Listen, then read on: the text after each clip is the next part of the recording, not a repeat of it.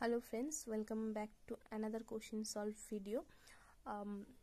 Zenfast UC 2025 এর question সেটের কেমিস্ট্রিটা আজকে ডিসকাস করব। তো ফার্স্ট ক্যাটাগরি 1 কি বলেছে, এই যে আমার এখানে 21 নম্বর যে কোশ্চেনটা দিয়েছে, কোনো একটি অণুর বন্ডিং অরবিটালে যদি NB একটি ইলেকট্রন থাকে এবং অ্যান্টি বন্ডিং অরবিটালে NA ইলেকট্রন থাকে, তবে অণুটি স্থায়ী হবে তখনই যখন অপশন সি হয়ে যাবে আমাদের right answer, NA less than NB। এখানে তিনটা যৌগ দিয়েছে, কি বলেছে, দ্রবণে 3F তড়িৎ প্রবাহিত করলে ক্যাথোড জমা হওয়া AgCu এবং AU এর মোলার অনুপাত হবে কত?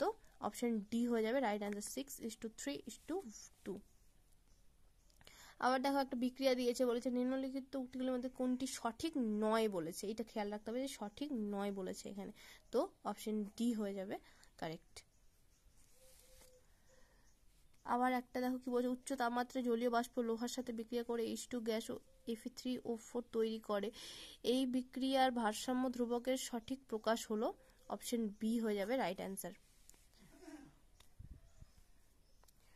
নিম্নলিখিত বিক্রিয়ার কোন মুখ্য যৌগটি তৈরি হয়, যে একটা বিক্রিয়া দিয়েছে এখানে মুখ্য যে যৌগটি তৈরি হয় সেটা হবে অপশন বি। আবার দেখো নিম্নলিখিত যৌগতে কতগুলিতে 1 ডিগ্রি কার্বন আছে, 12টি হবে। পদার্থের বিস্তৃত ধর্ম কোনটি? তাপ ক্ষমতা। নিম্নলিখিত যৌগটির IUPAC নাম, অপশন এ হয়ে যাবে রাইট অ্যান্সার।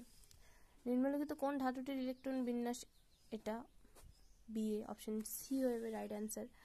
আবার বলেছে যে এদের হারের তুলনায় তিনটি যৌগের মধ্যে বিক্রিয়ার হারের তুলনা করতে বলেছে, অপশন ডি হবে রাইট অ্যান্সার। রক্তের পিএইচ সামান্য অল্প বা ক্ষার যৌগ বেশি পরিবর্তিত হয় না, কারণ অপশন এ হবে রাইট অ্যান্সার, রক্তটাকা সিরাম প্রোটিন বাফার হিসেবে কাজ করে। নিম্নলিখিত সংখ্যার কোনটি কোয়ান্টাম সেটটি সম্ভব নয়, অপশন বি হয়ে যাবে রাইট অ্যান্সার, n=1 -12 কখনোই থাকতে পারে না। তারপর কি বলেছে, নিম্নলিখিত অ্যালকিল হ্যালাইডগুলির মধ্যে নিউক্লিওফিলিক প্রতিস্থাপন ক্ষমতা বিক্রিয়ায় কম ক্ষমতা দেখায় কি, অপশন বি হয়ে যাবে রাইট অ্যান্সার।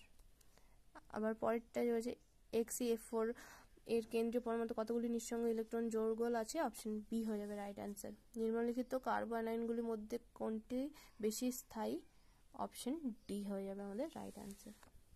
ক্যাটাগরি 2 এর এই যে ফার্স্ট কোশ্চেনটা আছে, তো এটার অপশন এ হবে রাইট অ্যান্সার। আর এই যে বি নাম্বার যে যৌগগুলি কীট ইনল টোটোমার দেখাবে, অপশন এ হয়ে যাবে কারেক্ট অ্যান্সার।